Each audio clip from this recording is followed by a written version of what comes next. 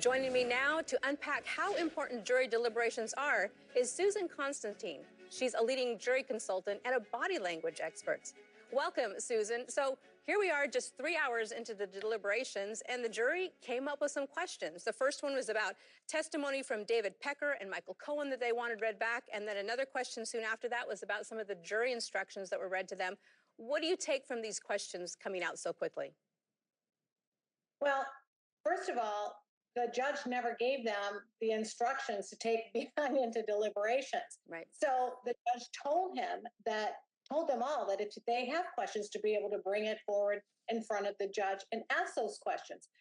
Any question that is asked is giving us insight into what they're thinking in deliberations. So they're wondering what's going on. They want to have more clarity when it comes to those testimonies of Cohen. They want to know to recall all of those events that occurred that they heard, so that when they're looking at their jury form or verdict form, they know which question or which count belongs to which question. So it's very complicated. But overall, what it's doing is it's telling us what they're really thinking behind closed doors. This is very insightful to knowing what they're really thinking. Yeah, it does seem like they're going through this in a chronological order, and they're looking at it methodically. That testimony is pertinent, obviously, to the case. And the jury instructions is so interesting, Susan. In New York, they don't give those written jury instructions to the jury, and they are so complicated. It took an hour for the judge to read them. I don't understand how they're supposed to do it without having them in front of them. But that's a very interesting point in New York, correct? Yes, and you know what, Lonnie, they're not going to remember it all. That's the problem. When we understand how juries and just the general public is able to retain such large chunks of information, it's impossible for them to know. They took one big, huge chunk and they're supposed to recall and remember all of that.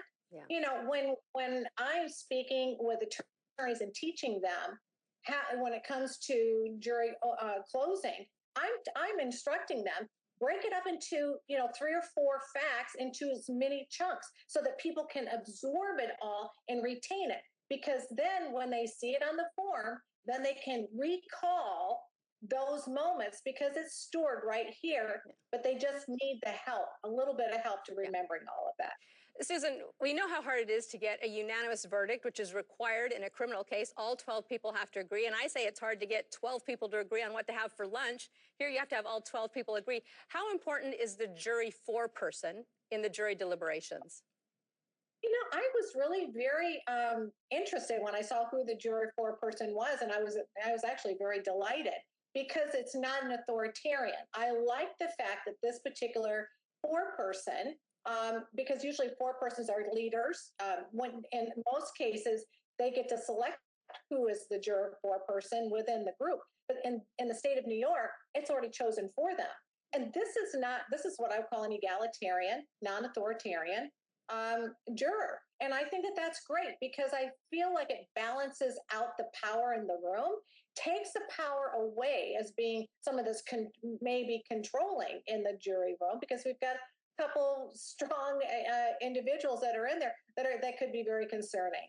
Well, we'll all continue to watch this jury as they continue to deliberate. Susan Constantine, thank you so much. So the jury will pick up with their deliberation.